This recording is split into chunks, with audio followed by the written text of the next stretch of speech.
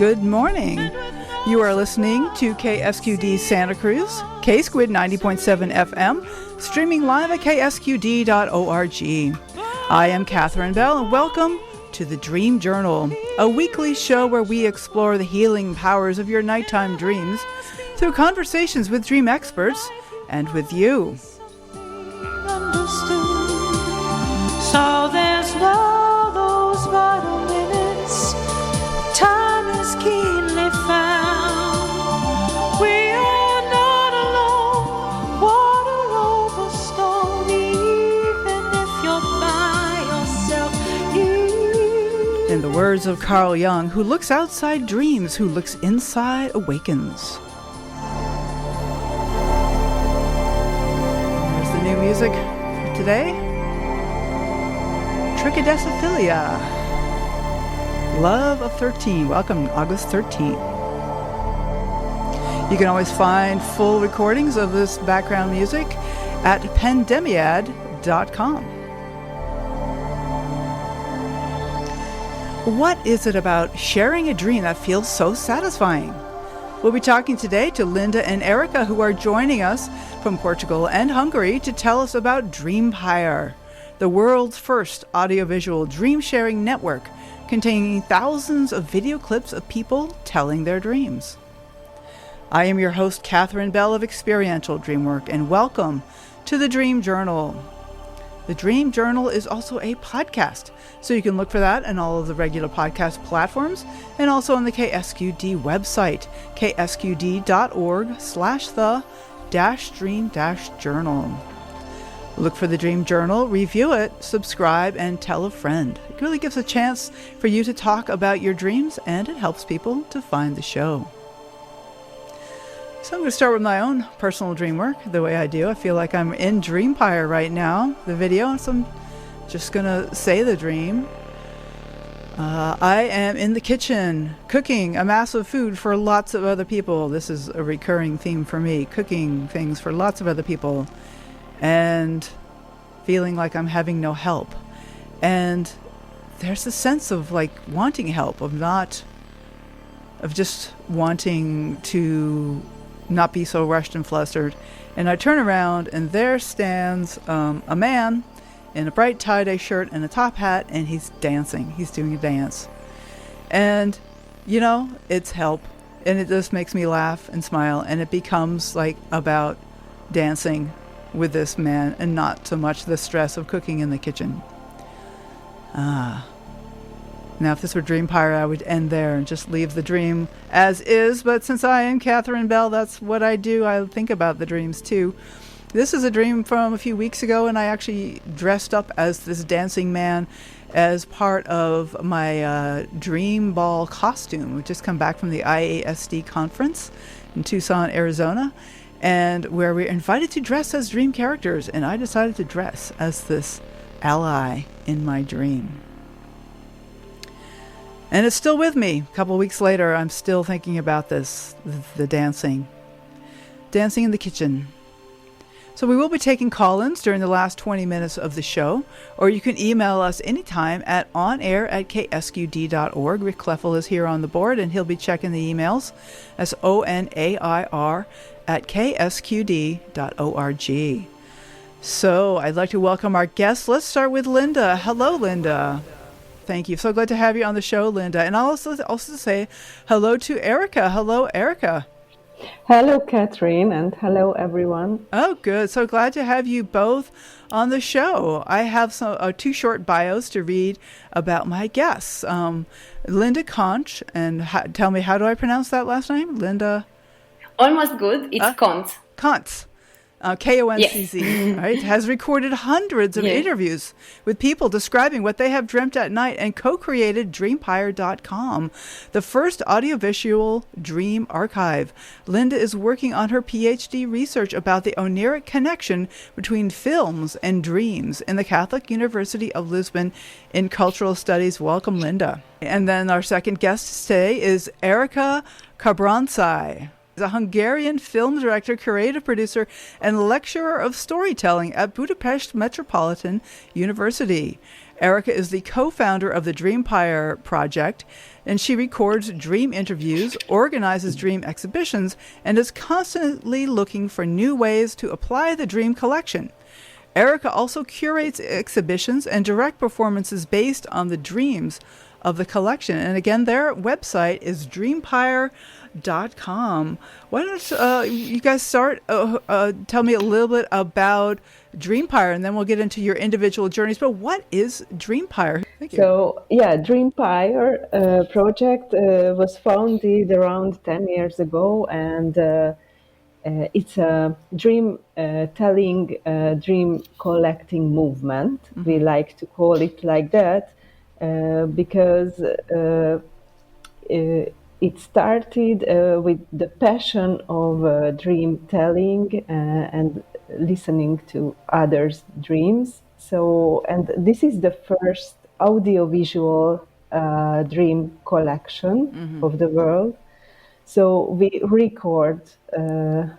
video record people who are telling their most memorable dreams, usually. And we already have thousands of recordings like this. And we created a website, dreampire.com, where this dream video library is available and searchable. Right. Yeah, I've looked at Dreampire, and it does, as you say, Erika has thousands of recordings, and they're very intimate and different lengths. Mostly are pretty short, and it's just people in their own environment, in their own words, telling about their dreams, and it's really amazing thing to kind of click through the different dreams that are, and they are categorized by different topics, and we get more into some of the organization that you do around that. But Linda, would you like to jump in and add a little bit about this? Yeah, so I think that both of us, with Erika, because we are coming from a background of cinema, we studied filmmaking or film theory, we are directing films, or somehow our practice was all around cinema. So somehow I think both of us realized this amazing creative potential what dreams have, because it's a story creation, and we can look at films maybe like conscious story creation or collective one when a group consciously makes a story. But dreams in a way are the unconscious individual version of it. But sometimes, when people tell us their dreams, they have such a complex narrative and so rounded narrative that it actually has a competition with a Fellini film. Like with the Fellini film? Yeah, definitely. Fellini is very dreamlike, isn't it? Very much.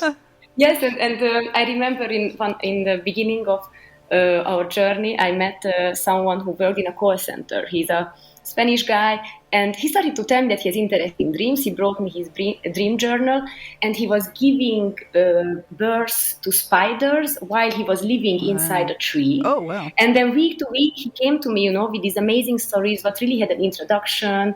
It really had a build-up, a climax, an ending. And then I started to really feel that some people's creative potential is maybe not visible in their daily life or in their career, but it should be cherished somehow in their dreams. So it will be nice to document and have these stories, somehow put them out there. Right.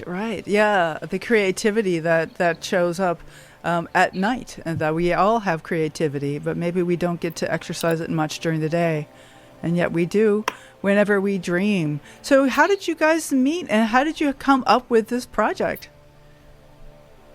Maybe Erika, would you like to start? Yeah. Oh, sorry. Yeah. Go ahead. Well, no, it started almost like a family project or tribal project, because in the very beginning we were kind of six together, and we were all connected by family relations or friendship or something like that.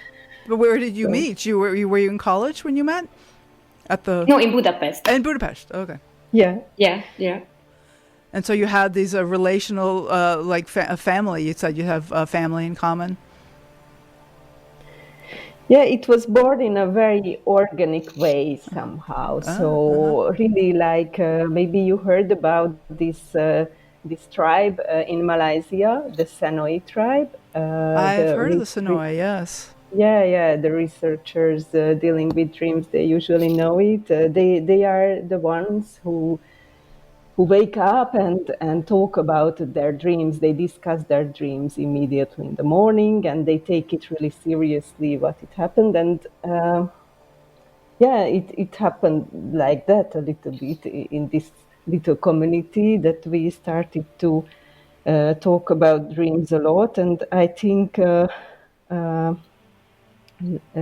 the first idea was to make a documentary film with dreams, dream stories. But then, step by step, we realized that it's a much wider topic. It has a much bigger potential than only a documentary film. So it's a kind of can be an endless source of inspiration and creativity. Absolutely. So I have found it to be that for sure. Erika, well, while we have you on the line here, I wonder if you would like to say a little bit about your personal history with dreams. Like, when did you first start noticing your own dreams and paying attention to them?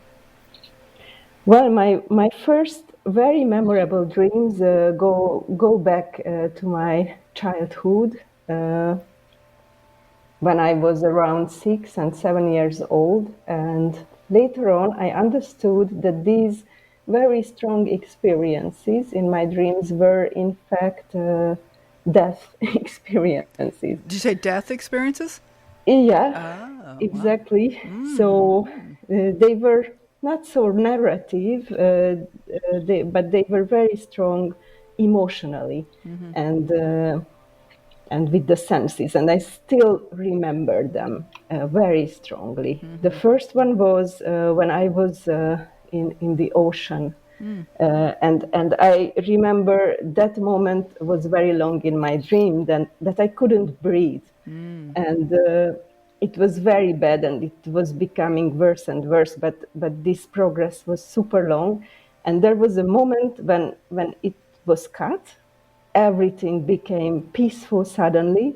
I was able to breathe, but not through my nose. I was checking my nose, but there were no air circulation through my nose. And a kind of brightness arrived. So it was a wonderful moment immediately, suddenly. So, and of course, when I was 7 years old and woke up sweating, I had no idea. I had no idea what was happening with me. But now I understand much more. It must have been a kind of death experience coming from don't know where, but right. Well, that's really profound. And did you get support in your family around your dreams, or was it just something you kind of kept to yourself? To be honest, I kept it with myself. In my family, we couldn't discuss it too much, so that's why it was a great experience for me when I met these friends and family members. Right. With whom we could discuss. Yeah. It took me a long time to find people that I could feel comfortable sharing my dreams with too, or even that it was okay, that it was welcome to share dreams instead of just like, oh, a dream. Okay. But instead of like, let's wow, talk about something serious. Yeah, exactly right. Yeah. So that's very, very powerful, Erika. This death experiences, and then the transformation from the fear to the peacefulness. Yeah, absolutely, and really later. And there was another dream which had the same shift inside, but it was a different scene, but the similar. But it's interesting that these were my first dream experiences. Yeah. Okay. Fabulous. Well, I just want to say this is KSQD Santa Cruz, and you're listening to The Squid on 90.7 FM, streaming live at ksqd.org. And Linda, why don't you go ahead and share how did you start with dreams? What was What was your experience, your early experience of becoming interested in dreams? I think as a child I had really vivid dreams, and I remember I had very early on I realized that I have two kind of genre in my dreams, and one was that I was constantly dreaming a lot about war. Different kind of war situations, and also a lot with like really specifically like German soldiers or Jews. And then I'm personally not a Jewish person, but like in Hungary, the Second World War, it was a very important thing.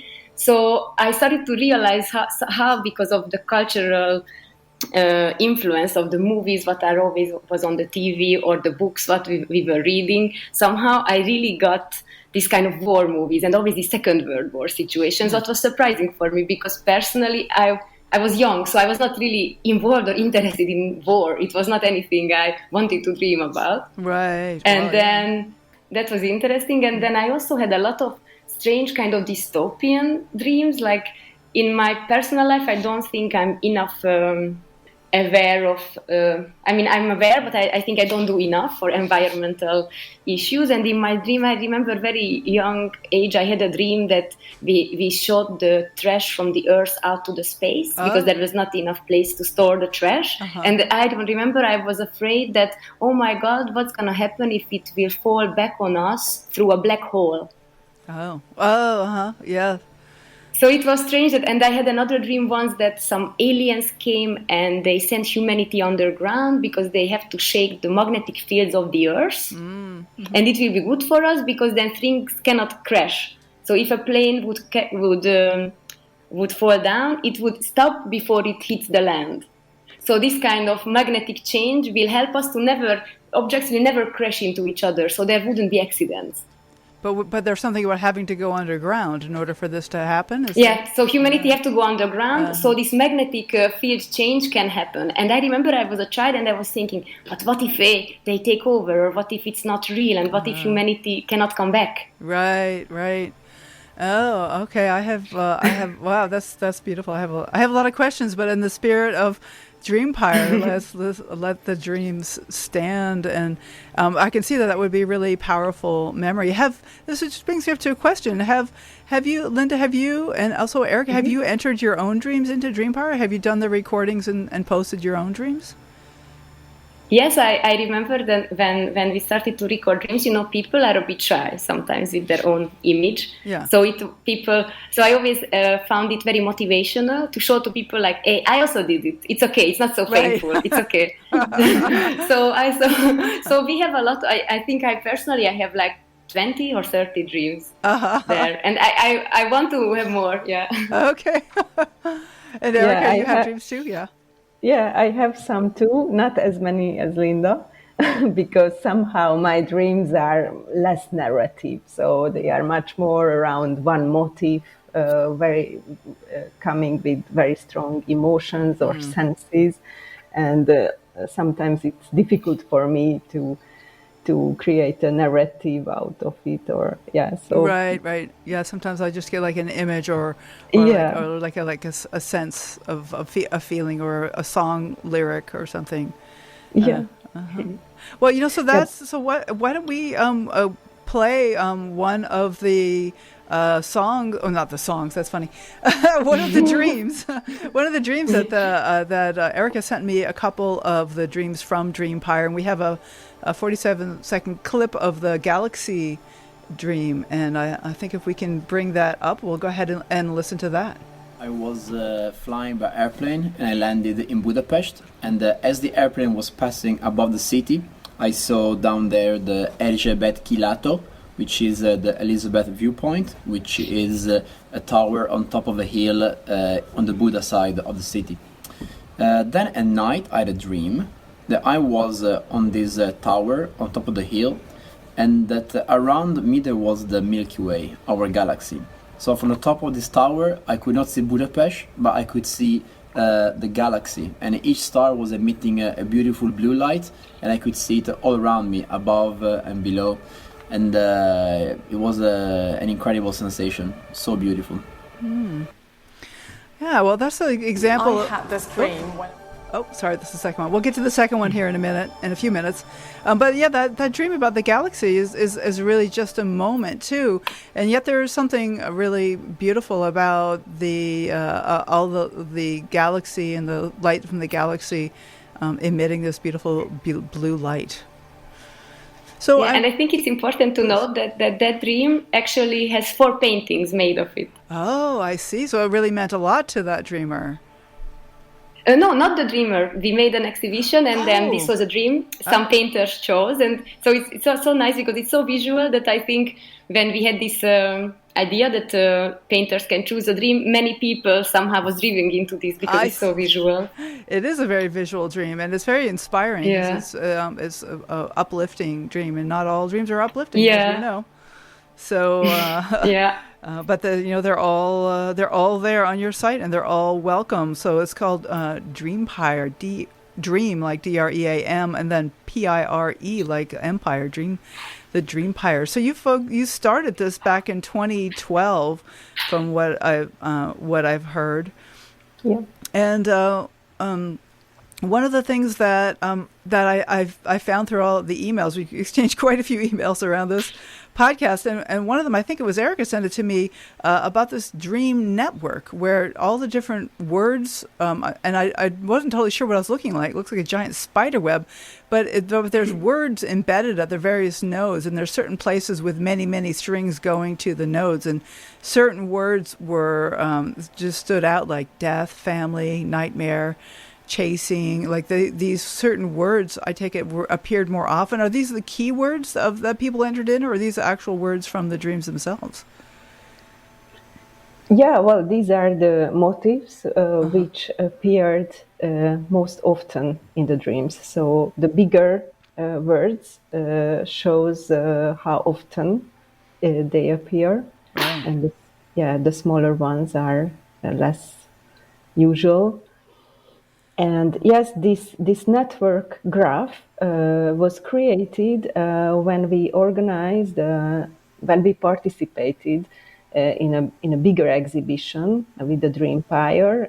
This exhibition was organized in the Central European University Network Science Studies Department in Budapest. Because we started a kind of collaboration with them.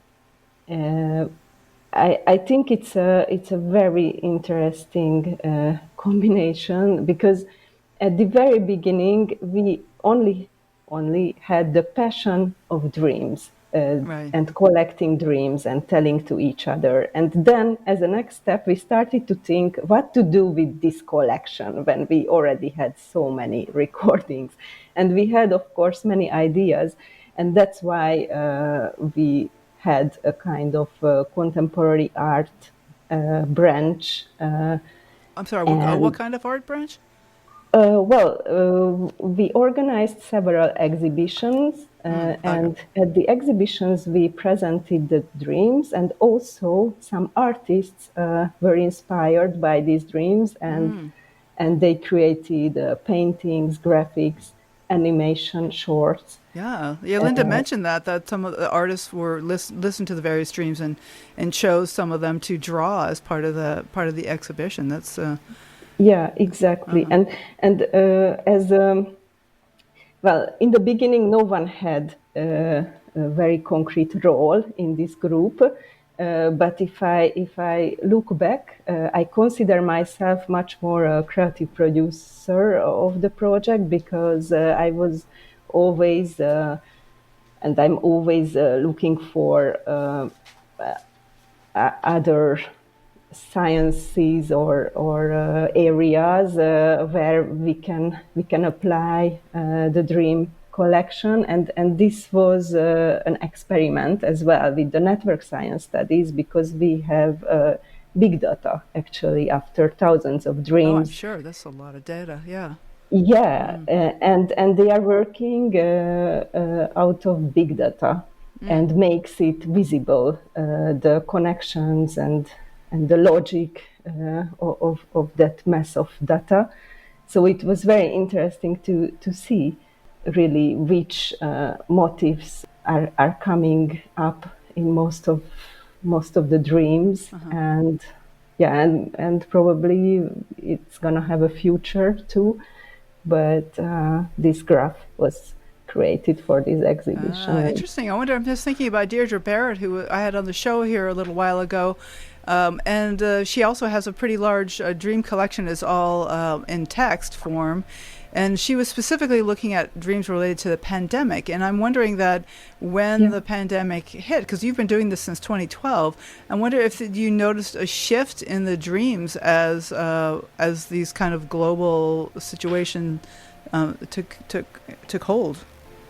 I think it's interesting because I had a phone call with Deirdre Barrett once, and she was telling me that she was working on this collection of the COVID dreams, and then I remember I read about she published the book pretty quickly, like it was even still a pandemic when she published it, and there were a lot of dreams, according to her research, if I remember, were with bugs, so more bugs appeared in dreams during bugs. Yes, exactly. Bugs. Yep. Yeah, and and I found it very interesting. But to be honest, because I recorded so many dreams, but during COVID, because it's as I mentioned before, it's even the process is a pretty intimate, So so just like Zoom in with someone who I don't know, we have to have a real conversation and describe what is Dreampire and how the video will be used. And I think because of this reason, if it's not a real conversation, people don't really know if they want to share or not. So during COVID time, we didn't record so many dreams.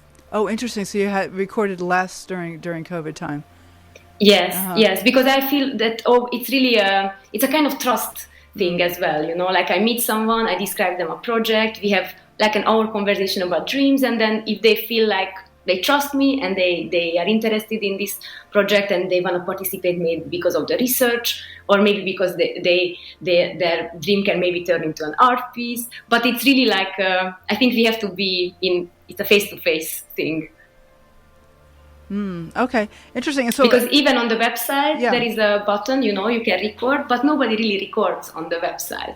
Because I think about that. So what do people usually do instead? So I have to find them. Oh, so you actually do the filming like kind of in person? Yeah, it's always in person. Oh, I see. Yeah, so nobody sends their dream in. We would like to motivate people, and we also thought with Erika that we can ask people who listen us if anyone is interested. They can send us an email on the website. There is the email, and we can get in touch, and maybe we can have a Zoom, and maybe we can record. But this until now it didn't happen in this way. So if you're listening and you do want to contribute to Dreampire, you should send. I'll post the webpage on the episode notes. Well, it's dreampire.com. And contact form, and you can contact Erika and Linda, and they'll set up a chance for you to record your dream. Have you considered doing things like taking MP4s, like from people recording dreams on their cell phones and then just emailing them to you? Yeah, as well. We are very happy with that, of course. Oh, you also do that? Okay. So we do it, but according to our experience, most of the people choose the previous version. Yeah, most people would rather do it in person. They like. Because everyone likes to go into conversation. Right. Well, and to have a feedback, I think, because it's important. I think that they get something back, And even if we are not psychologists, but I think we are dealing with dreams since so long that it's people, I think, like to hear from us. How frequent is their dream, and if we ever heard a dream like theirs, or if we can actually show them a dream but is really similar to theirs. So I think it's important to give something back. Okay, well that helps me understand the idea about dream networking, because there's like finding dreams that are similar. So you're not actually like analyzing dreams or giving feedback or questions about their dreams, but like talking about other folks who've had similar dreams. Okay. Yeah, exactly. Actually, we didn't want to start a kind of impossible mission. And that's why we decided in the beginning that we won't try to interpret the dreams. We won't try to solve this eternal mystery of humanity. We just would like to enjoy, wonder, and kind of connect those people maybe who have similar dreams. So we try to find ways how to play with this, and by this activity maybe we can shift the focus much more on dreams in general in everyone who meet with the project. And I think only that act, just to focus a bit more on our dreams, it's a big thing. Absolutely. I think, well, that's one of my motivations for the podcast too, just to get people thinking about their dreams and sharing their dreams. And so that tells me what a huge magnitude this project is. If most of those thousands, it's up to almost 3,000 dreams, I think, that most of those were done by like Zoom sessions where you recorded people telling their dreams. And that's a huge amount of work for you guys to have the time to talk to people about their dreams. That's what an amazing gift. Yeah, and not even on Zoom. Like we met them in real life. So it was none of them were recorded. I think maybe out of the 2,000, maybe 5 is recorded on Zoom. What? Yeah. Okay, you're blowing my mind. Okay. Yeah. I mean, so we had. Okay. So there's like So our approach was like more like. I had like hunting sessions.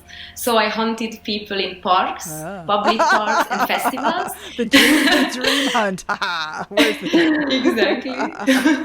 And it was very nice, because many festivals, like artistic festivals, were very open. So I approached the festival before with the project, and then they invited me. Sometimes they let me have my own part, like a little corner where I was recording, because I found like, when people are, I don't know, in the nature and having a lot of free time is a good way, and Erika had her own way. Absolutely. Oh, I love that. Yeah, That's actually, great. Sometimes we organize little shootings in our apartment, for instance, and then we called all of our friends and everyone. So we just organized it as a shooting.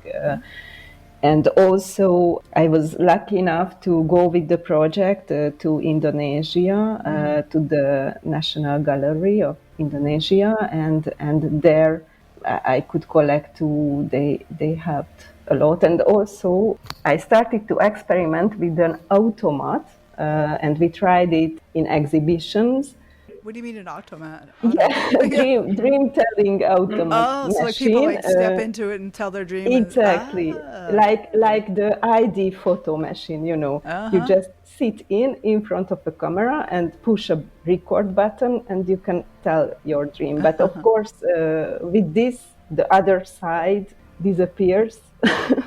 But I mean the listener side. But it was an experiment as well. Oh, what a great idea. It would be great, I think, to put this kind of automat everywhere in the cities. So people who had a dream and in the morning they go to work, maybe they have 5 minutes to sit in and tell their dreams. Right. There's something very satisfying about that, just speaking of the dream, even without necessarily getting the feedback. But hey, I want to take a second. I want to do a little break here, and I want to... I still want to talk about precognition in dreams and also about dreams in movies. So I have many more questions here, but I also want to open up the phone to callers. So Tony Russamano is manning the phones in case anyone wants to call and share a dream or ask a question. And they're listening to the Dream Journal. My name is Catherine Bell. My guests today are Linda Koncz and Erika Kapronczai. Oh, darn it, I got it earlier. Kapronczai. Hungarian complication. Yeah, from Hungary and Portugal, about their project called Dreampire. And we will be right back.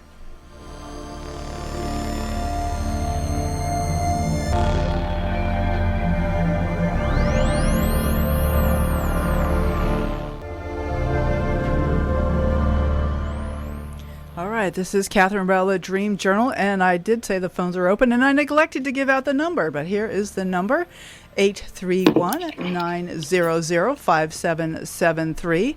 You are welcome to call in. You can also send an email at onair@ksqd.org.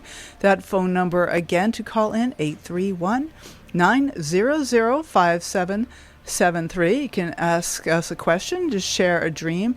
And our guests today are Erika and Linda, and we're talking about the video networking dream library called Dreampire, which you can find out about at dreampire.com. So I want to just ask a question about movies. I know you're both interested in the cinema and have worked in the cinema. And question from Rick, actually, is who asks, what movie that we might all know about is the most dreamlike? You already mentioned Fellini, but what other movies come to mind not that it talks about dreams so much, but that the movie itself is dreamlike? In my opinion, because now I'm doing my research about the influence of dreams on films and then films on dreams, so both ways. And personally, I'm really into Andalusian Dog from Louis Buñuel. I'm sorry, can you say that name again? Andalusian Dog from Louis Buñuel. A Louisiana Dog? Andalusian. Andalusian Dog? Ah. Yeah. Okay, yes. It's considered the one and only real surrealist film. It was made during Surrealism, and it was made by Salvador Dali, the painter, and Louis Buñuel. They actually put it together from their dreams. And it hardly has a narrative. It's very free associative with a lot of gaps in the story itself. Mm-hmm. So I think, in my opinion, this film is the closest maybe to a dream. Okay. And I also, in my research, I deal a lot with Mulholland Drive from David Lynch, and also 8.5 from Fellini, and Inception from Christopher Nolan. Mm-hmm, mm-hmm. Well, no, Inception. So I think almost every era, has a film. Like, I find it interesting that the Andalusian Dog is really referring to the surrealist art movement. But, like, for example, Christopher Nolan, Inception, is more connected to the scientific updates of, the REM state and lucid dreaming. Like, it exactly came in the time when now science has some new updates on what we think of dreaming. So I think how films depict dreams is always connected to what science or art at the given time thinks of dreams. And also the culture of the time. I mean, certainly Inception is very much a thriller, kind of a espionage and control, and very American in my view. But they have some interesting concepts in there. And so I'm going to look up some of those other movies. How about you, Erika? Do you have any movies that you particularly think are dream-like that you could recommend to folks? Oh yeah. Well, first of all, I think in general the similarity is coming from this experience giving ability of both the dreams and the films. So I can get really strong experiences from movies and even from a dream. And this is somehow wonderful. Experiences which stay with me, which forms my personality. And the dream can make it too, and the film can make it too. So this is wonderful for me. Yeah. Well, there's certain things like what just popped into my mind was 2001: A Space Odyssey just popped in mind with just the different dream-like sequences in it. Although it has an overarching kind of a thriller plot to it, but there's quite a few dreamlike ideas in that and dreamlike sequences as well. And so the other thing I wanted to talk to you about, I'll just say this is KSQD Santa Cruz, that there is about precognition in dreams. And that when I was going through all these notes that I got from you since we've been talking since April, I got some of the things kind of got buried and I resurfaced. And that there was some interesting comments about precognition, and that several of the dreams in the Dreampire collection are precognitive dreams. And then there was another connection having to do with the Indonesian tsunami, that some people had dreams predicting that would come. And I wonder if you have some things to say about that, of what has been your experience with precognition in dreams. Well, yeah, me personally had only a little experience with that. So I had experience which someone could call déjà vu, but I know it was not only an impression, it was a real dream it happened in my dream, and then the scene which I dreamed with came true very soon, in a week it happened, but it was not a significant scene in my life. It was just interesting that it can happen like that. But when I was collecting dreams in Indonesia in 2014, actually, many people told that they dreamt with the tsunami before it happened. So it was wonderful, and from that point I started to be more and more interested in these kind of precognitions, this kind of foreseeing or prophetic dreams. Some people have really strong and experiences with these, and that's why the idea came to create an application, a smartphone application, which could work as a dream diary on the user's side. There are many applications like that already, but this application would collect the big data and would create a graph daily to show which motifs appears more often on a specific day. And then we could examine what is the connection with this common subconscious work of humanity and the real happenings in the world. So then maybe if it works well, after a while it could forecast some important event after a while for us. So if you had the kind of the daily meter and you saw that nightmares, especially of a certain genre, were spiking up, then you might look out for some kind of disaster to hit. Is that what your idea is? Yeah, that's the preconception, and then we should make it and check whether it works like that. But because there are plenty of stories like that, but of course they are told after the experience, after they dreamt something and after it happened. But if it really works like that, then let's use it somehow. It'd be interesting, like you said, to do some studies of how accurate it is. Like there are people, like you say, after something happens, it's easy to say, oh yeah, I dreamed about that last week. Exactly. But maybe you dreamed about lots of things, but that's what came to mind because that's what happened. And to actually do the test of writing down your everyday dreams, not just the most memorable dreams, but the everyday dreams, and see if there is correlations between the things that happen. Have you been working on that app? Is that something that's available, or is it you're still in the planning stages, or? Yeah, it's not yet available. We are in the planning stage much more. I mean, I've had several people on the show who, Eric Wargo in particular, who talk about precognition in dreams, but I don't know that I've ever seen like a general study like this of collecting large numbers of dreams and then correlating them with things that actually happen in someone's life. So I would be interesting to look at that. Linda, how about you? Have you any experience with precognitive dreams, or do you have any? Are you connected to developing this app as well?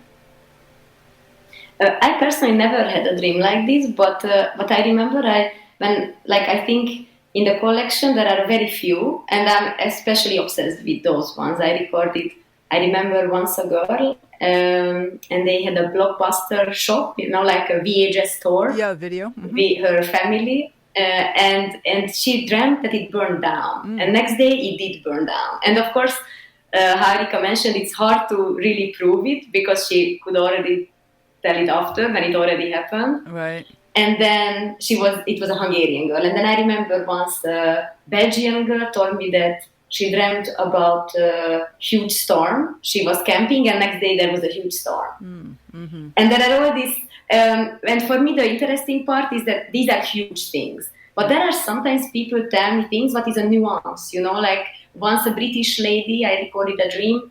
She was telling that she was inside her car and two people passed in front of the car. They smoked the cigarettes, but the cigarettes had a smoke. Instead of white, the smoke of the cigarettes were blue. And then she said that after almost a year, once she was drawing with her car, and she seen two people with this colored smoke coming out of their cigarette. And she was like, oh my God, it was exactly like in my dream. So I'm really interested in, mostly when it's really a nuance, because then it's not like a huge thing.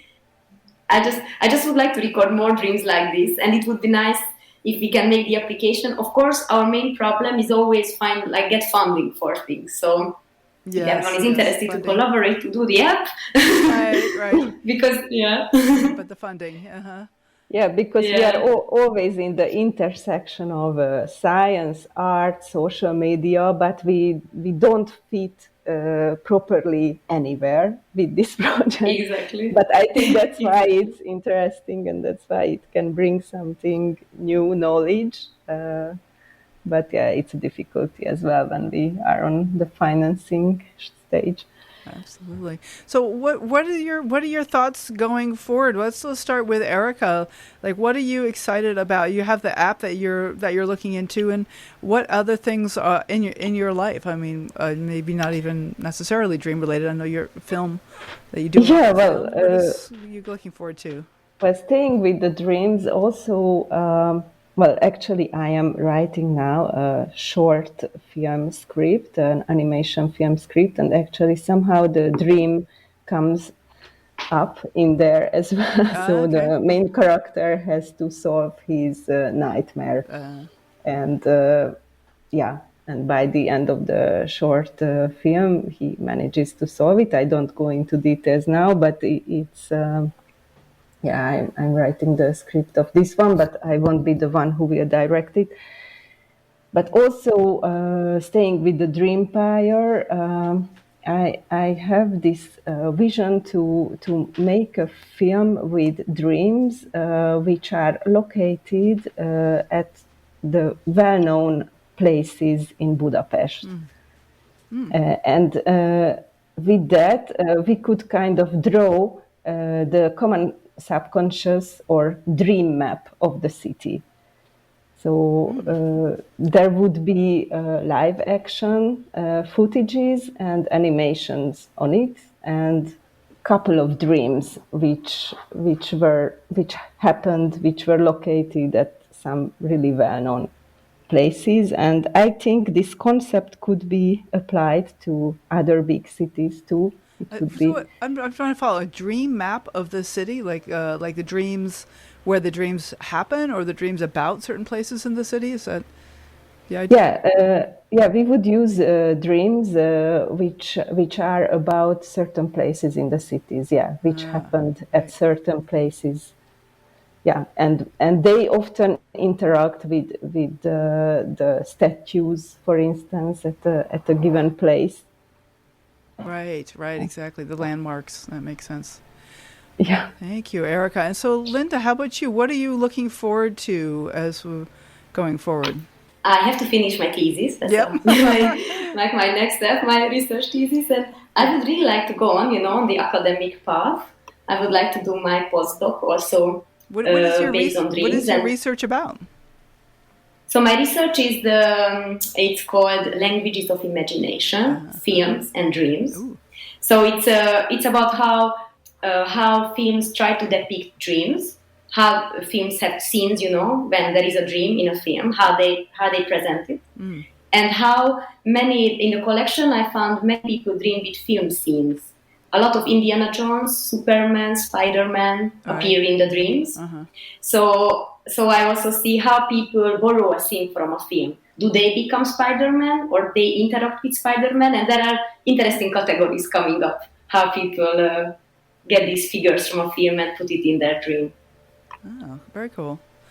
All right. Yeah, so I have to finish it, and then I would really like to go on, and because it's very interesting to work with the animation artists, and when they turn a dream into animation, I have this feeling that it's one of the best fitting artistic discipline to tell a dream, because in an animation you can change a scenario from one thing to another in a blink. Like car can become a bathtub, or a kitchen can become an airplane. Well, we didn't. So it's kind of unlimited. We did get time to play the second dream that you sent me about, where my mother is a nest, and the woman dreams that her mother is a nest and carries it around with her. And I could, if it's okay with you, can I post these dreams on the episode page that you sent me, the MP3s, or Please do. Okay. Of course. Okay, I will do that. So thank you. This is Linda and Erika, and of their webpage is called Dreampire.com. So thank you so much for being on the show. This was a fascinating conversation. Thank you very so much for inviting us. For having us and for making this wonderful podcast. Absolutely. Well, the recording will come out on Monday, and you're welcome to put it on your Dreampire page or anywhere else you want to share it by email or anything. Thank you, too. Take care. Thank you. You too. All right. Bye. Bye now. Take care. Bye. So next week we welcome back Salah Dubel from Divine by Design. I got to meet her in person at the IASD conference, and I'm really excited to have her back on the air.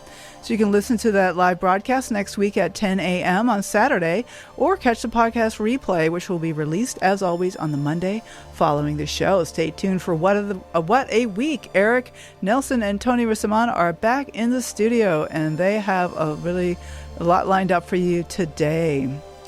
I am Catherine Bell, and this has been the Dream Journal. Thanks for listening. You can find out about my own dream coaching practice at experientialdreamwork.com.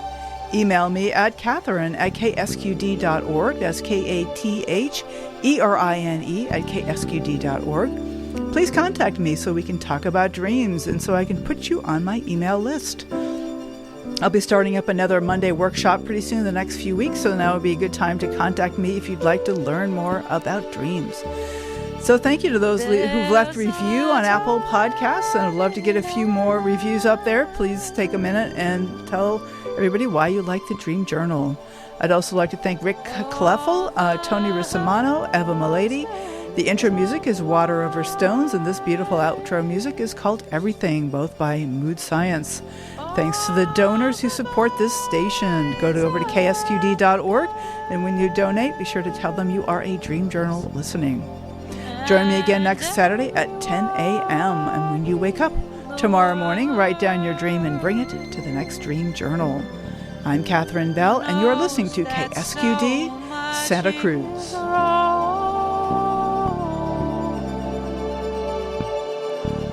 But much more is right.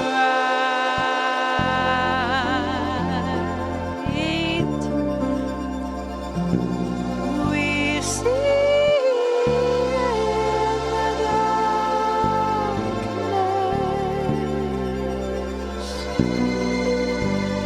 I shine.